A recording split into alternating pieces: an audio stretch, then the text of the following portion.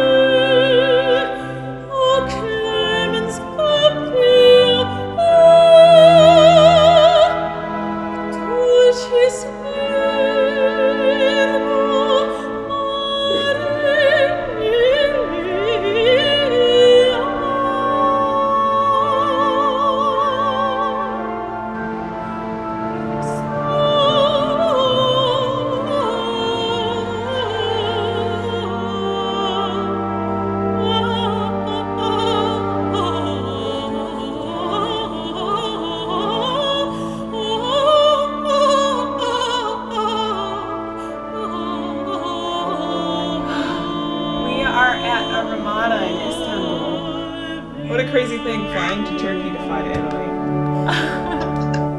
Right past it. I know, we go right past it and then we come back.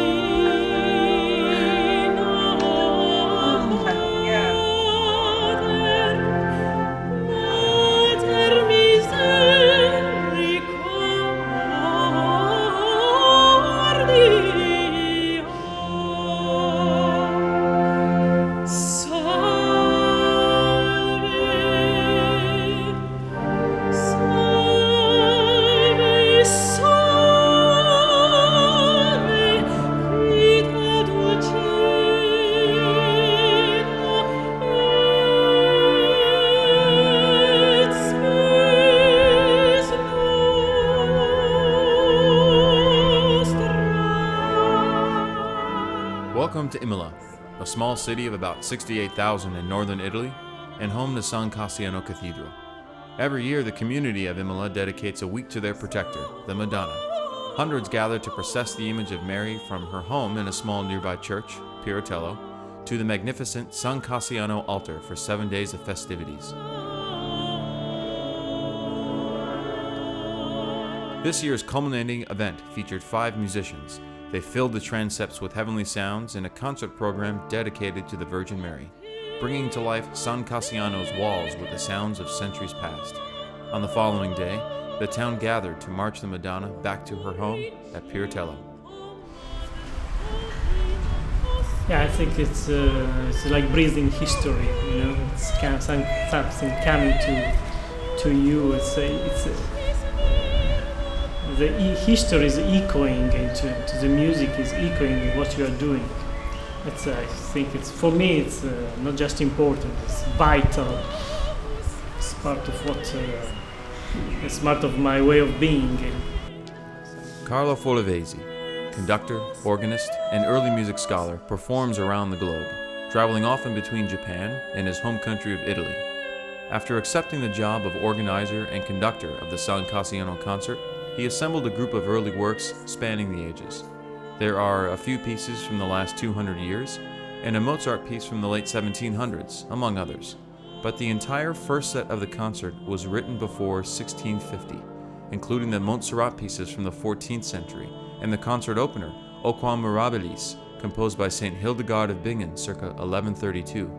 Most of these early works are written in praise of the Madonna, and meant to be performed in such righteous venues as the San Cassiano Cathedral. As a scholar of early music, Carlo knows the style well. His hands and feet command the keys, pedals, and stops of the organ with such a natural precision, and he knew he could count on his local comrades to fill out the horn section. But for voice, Carlo reached out to a singer he met a decade earlier through Northwestern University's Contemporary Music Ensemble, Sarah Frank, to perform as soloist for this concert.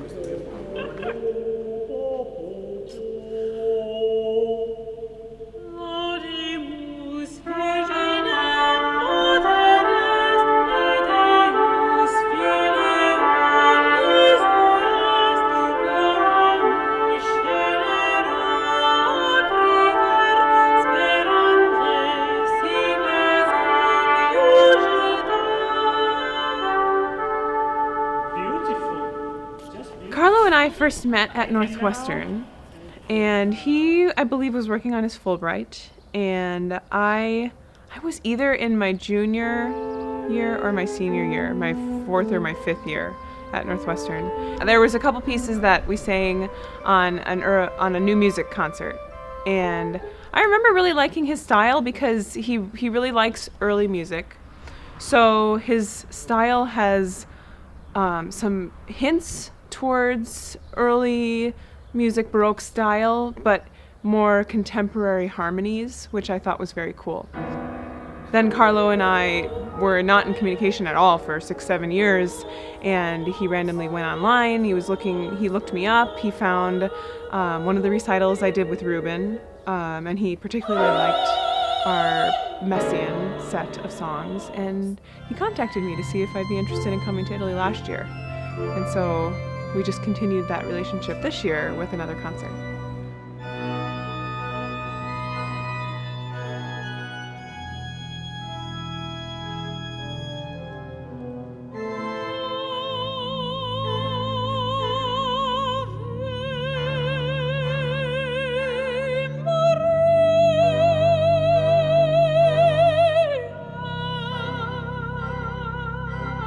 And smart, quick to learn, precise, expressive. So, what do you want more? So, well, so that's why I recommended to my friends when I had the occasion, and so I said we have a very short time and we have a hard program to do, and we have to do that, and so I think to call Sarah to do it, and if we can do that and she can come, it would be wonderful. And actually, I just asked this morning how it was going, how it went the rehearsal last days, and they said, she's very good and she was very easy to work with her. So I said, I know, that's why I called her. So I'm not surprised. The remaining musicians include a collection of both old and new friends. On first trumpet, Luigi Zardi, an Imola local who has played many concerts with Carlo over the years. Luigi also performs with several groups in town and teaches trumpet at the area's public middle school.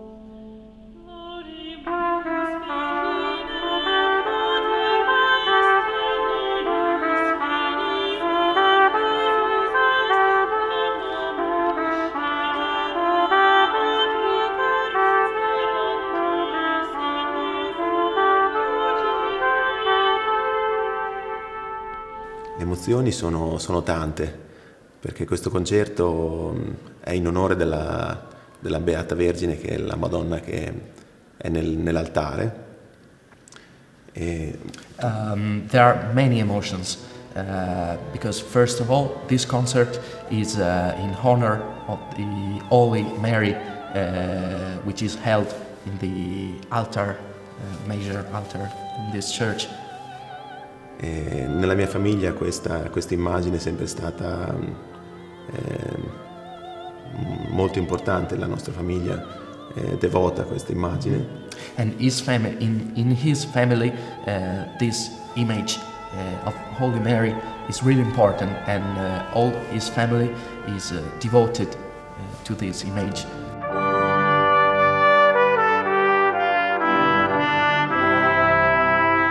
On second trumpet, Milo Vignini, a former student of Luigi's with aspirations of following in his teacher's footsteps, both performing in concert and instructing middle school musicians. I play the trumpet, and I play the second trumpet in this concert, and it's my first time with Carlo, with Sarah, and with this type of music. It's my first time. It's not my first time here in this church because I live here in this city. So I've played here many times, and I'm really excited to play this concert because I've never played many of those pieces, so I'm so excited. Then there's trombonist Josh Whitman, a native Italian whose missionary work and musical endeavors have taken him all over Italy and the world.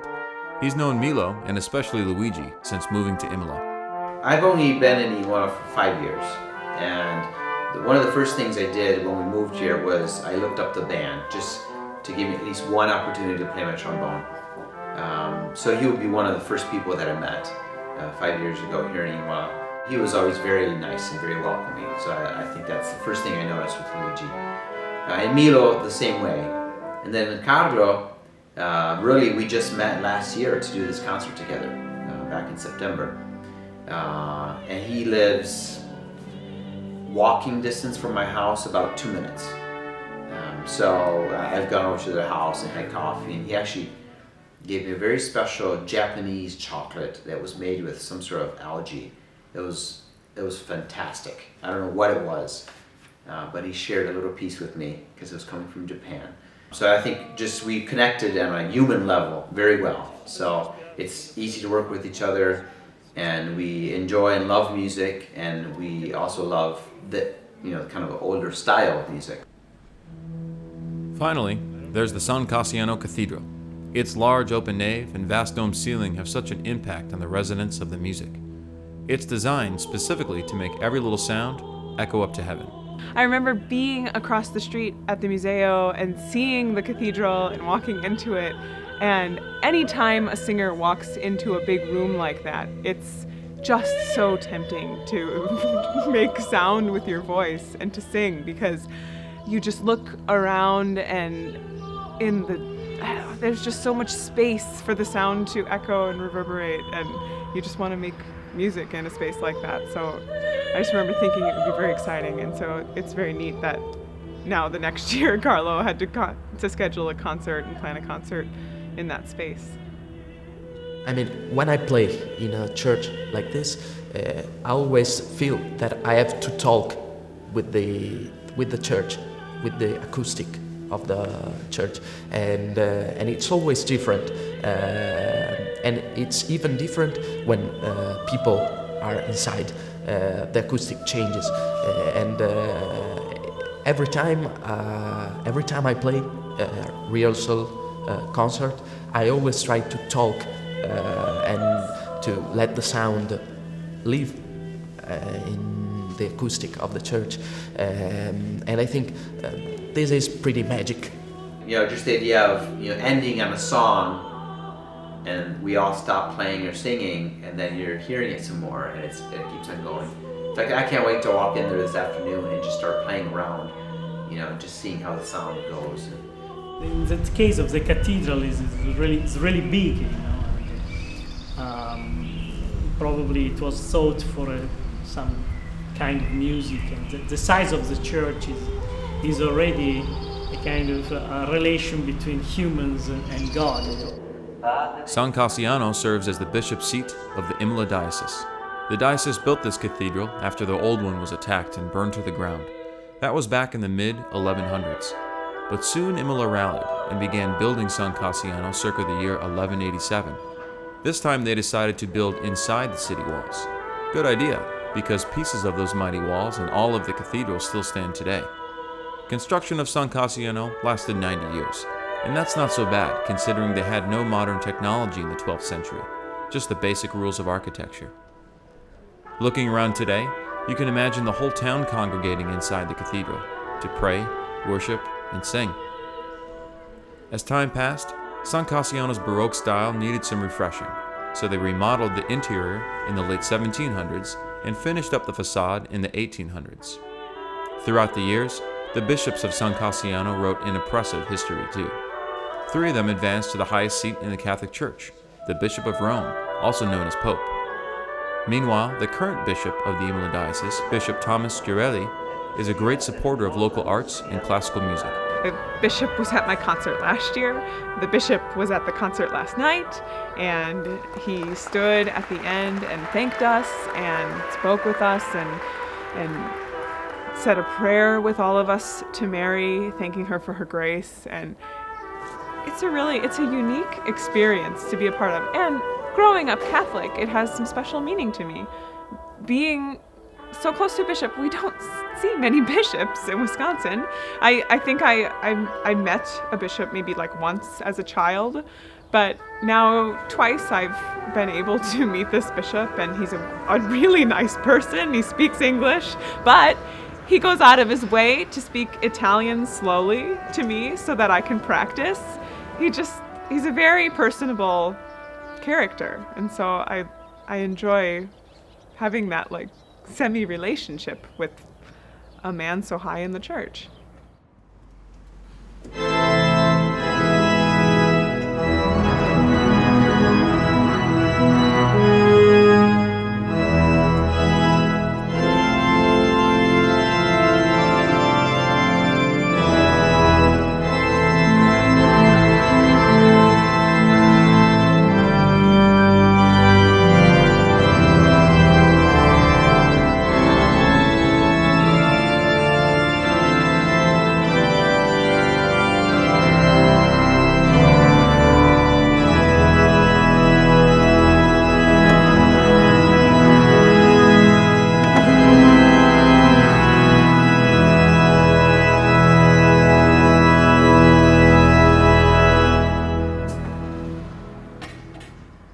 A very impressive feature of San Cassiano is its pipe organ. Pipe organs are often found in cathedrals, but vary greatly in pitch, by age, and country to country. The Imola Diocese modernized San Cassiano's organ in the 1900s, so it is big, mechanized, and tuned to concert pitch A440, the modern musical measurement. Carlo's passion to play the organ stems from its very existence, and each instrument's unique personality. It's something that affects his philosophy on art, culture, and life. I realize that there's so many pipe organs around here, so antique and so valuable, and nobody's playing it, nobody's thinking to them anymore. And there are magnificent buildings, sometimes in the middle of nothing, let's say, the countryside or even in town you can find a huge number of churches which were built to last. And that made me think, because what I see nowadays is things built for a moment, for a while. Just what we need now. We don't think in 100 years our children or grandchildren, if actually they will inherit it. They should inherit it, and they should take care of what we made. And actually that's what we are doing with churches here. We should actually, what I thought is, they were created by someone who built them in order to last, in order to pass over.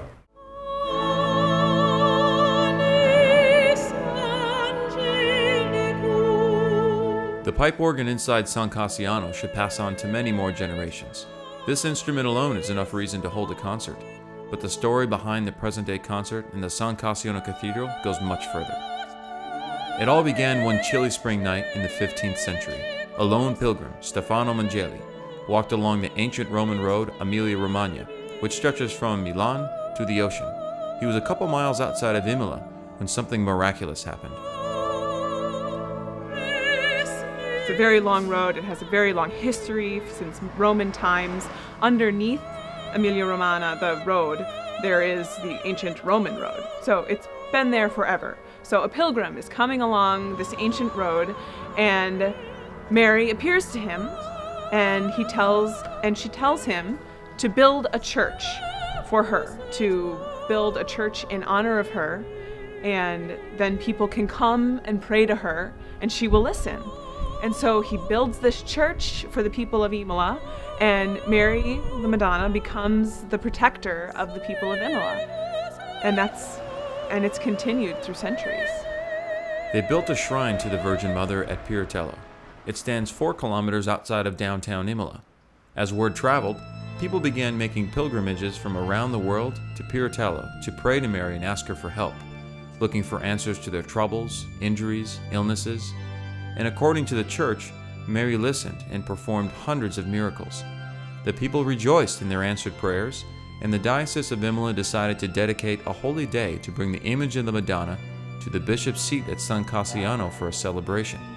The tradition continued for 400 years, all the way to present day, where they now celebrate the Virgin Mary for an entire week before parading her back to Piratello.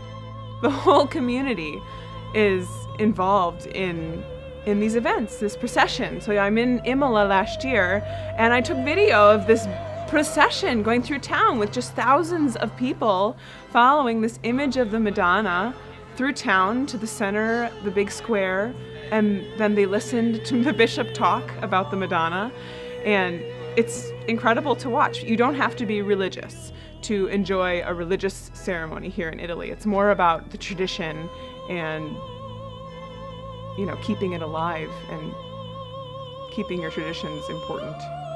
They honor these traditions in many ways, including puppet shows, prayer services, performances. There is even a special museum that houses sacred pieces commemorating the many miracles of the Madonna, of which the church at Piratello granted us special access, with a tour led by one of the priests. This tour became even more interesting when we lost our translator, Carlo. We met the priest at Piratello was so wonderful. He came to Piratello early. He had a mass that evening, but he came early, opened up the museum, took us on a private tour of the museum at Piratello, and Carlo was with us, but then he had to leave, and so I was the translator with this wonderful priest who was very helpful, but only spoke Italian. And so at first he was afraid to speak because he didn't know that I would understand him. But then once I proved a little bit that I was with it and I understood the words he was using, then he just went and he took off, and his Italian came at light speed, and I had to kind of listen very carefully, but I still feel as though I was able to get the gist of what he was communicating, even if I missed many specific words. We're talking about ancient storytelling, and so many of the words just kind of, I'm learning them as he says them.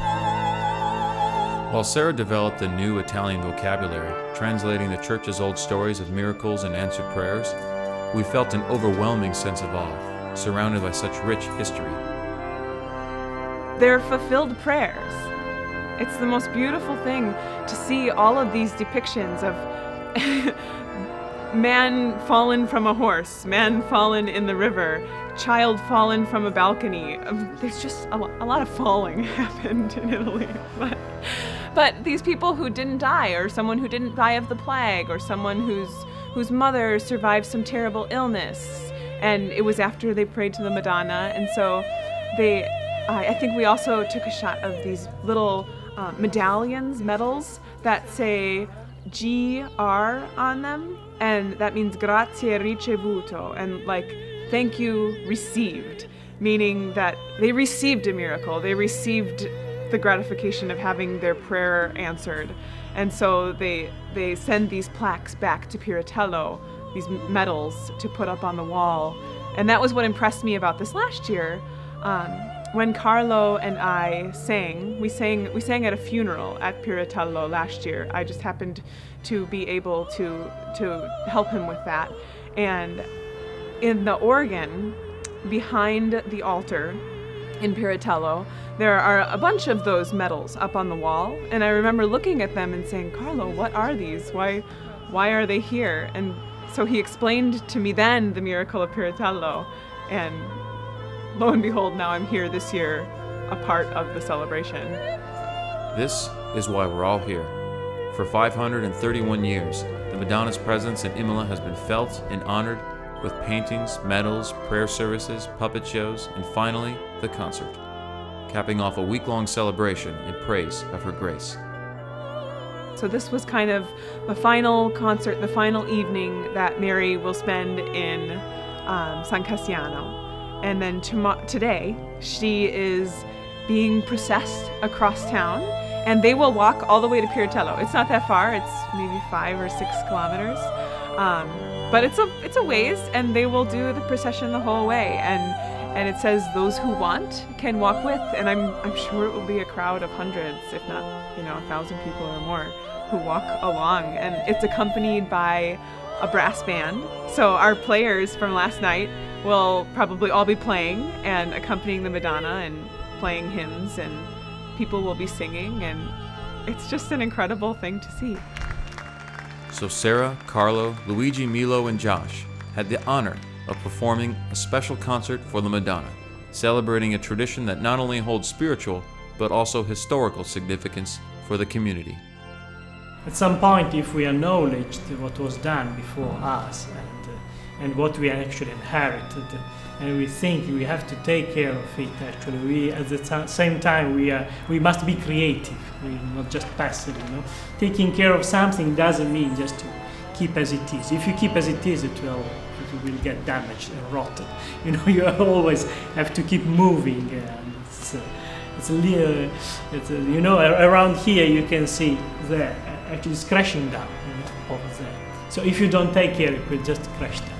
And you must be creative, because what you are doing now is just ugly. How you can solve that problem? You need an architect. You need an architect that's thinking very well how to solve this problem, not just from a point of view of engineering, or from the point of view of beauty, of art, of how this structure can be part of our lives. You pass there and you say, oh, that's nice.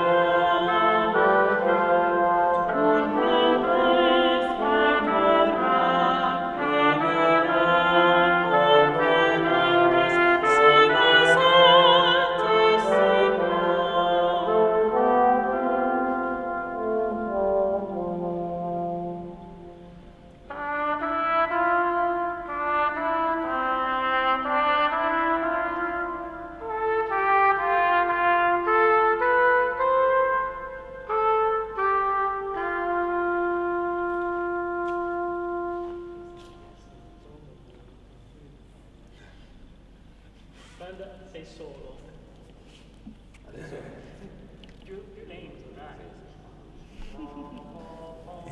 Sono emozioni difficili da descrivere, perché il suonare musica di tante epoche, di tanti periodi,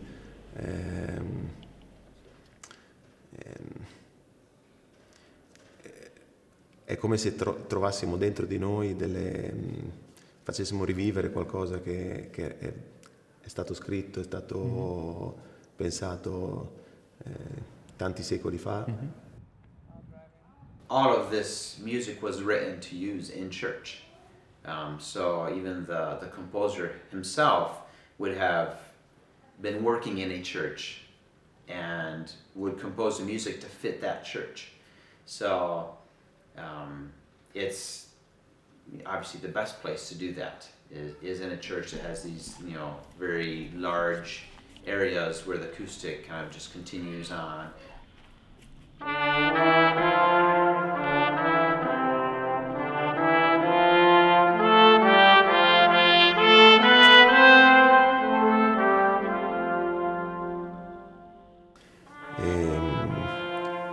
E comunque è importante suonare, tipo questo concerto facciamo un salto nei secoli, facciamo come una storia della musica, ed è importante secondo me per far vivere anche la musica antica ai giorni d'oggi e farla conoscere anche le persone che magari non sono così dentro la musica. First of all, it's my favorite style of music. So the early music, I think, just helps you, or at least helps me, in a certain sense, detach myself from myself, and I can, connect with something that's bigger than me. So whether it's nature or faith, or just the actual beauty of the music, so you don't get stuck in your little self, but you can explore, something that's bigger and better than you. Okay, shall we try this? Right where I come in, or do you Yeah. want to go earlier? First is trumpet.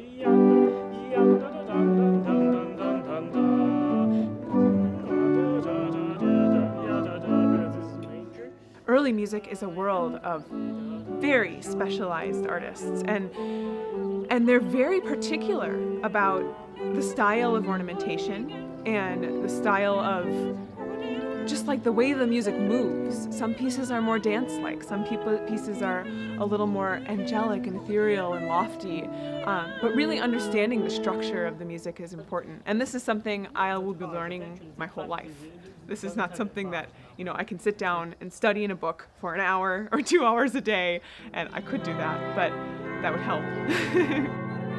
It's a lifelong learning experience that I am embarking on.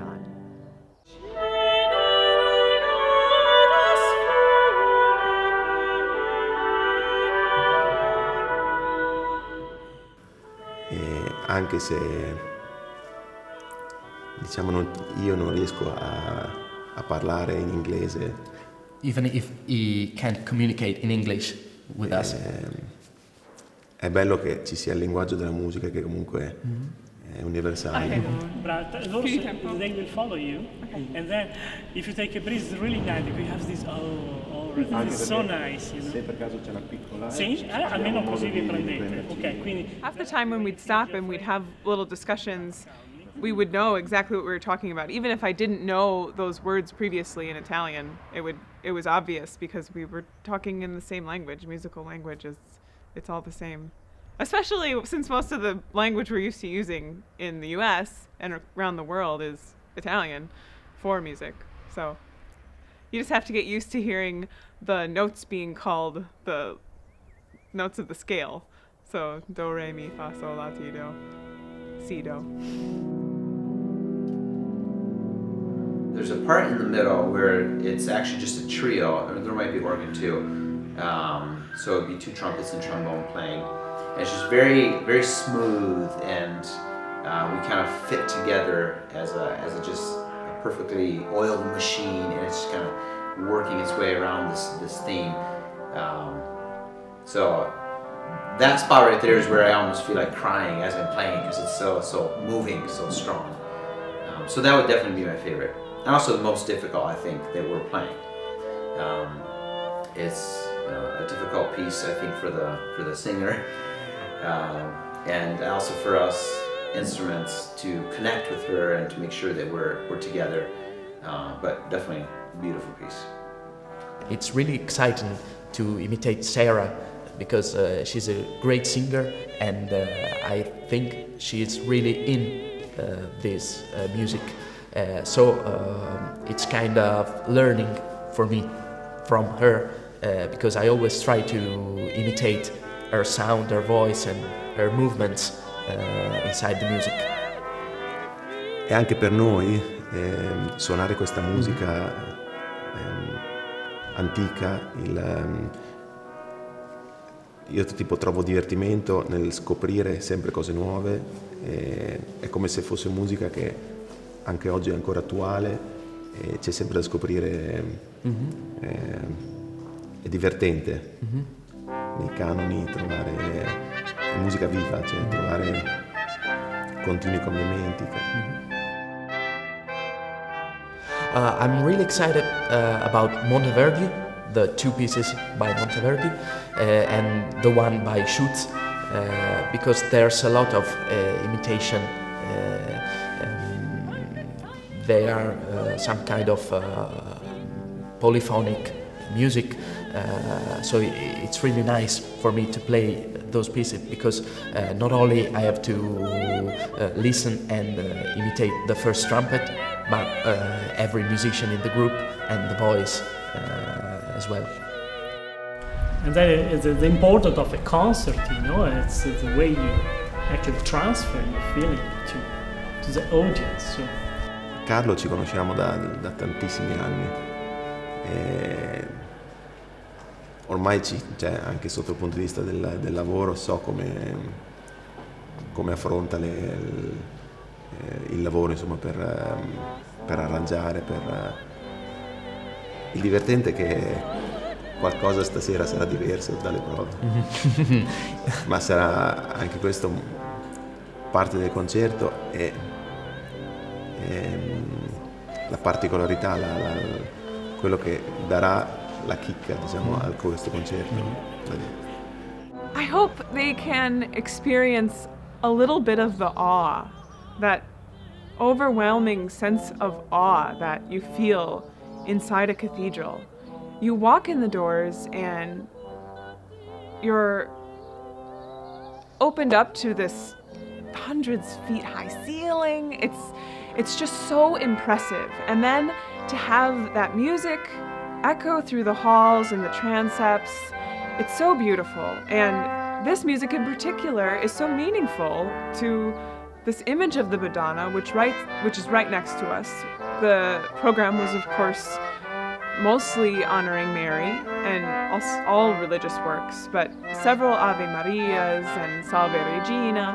And so all of this music is honoring this miracle of prayers being answered, and the Madonna and her grace and beauty and charity to the world.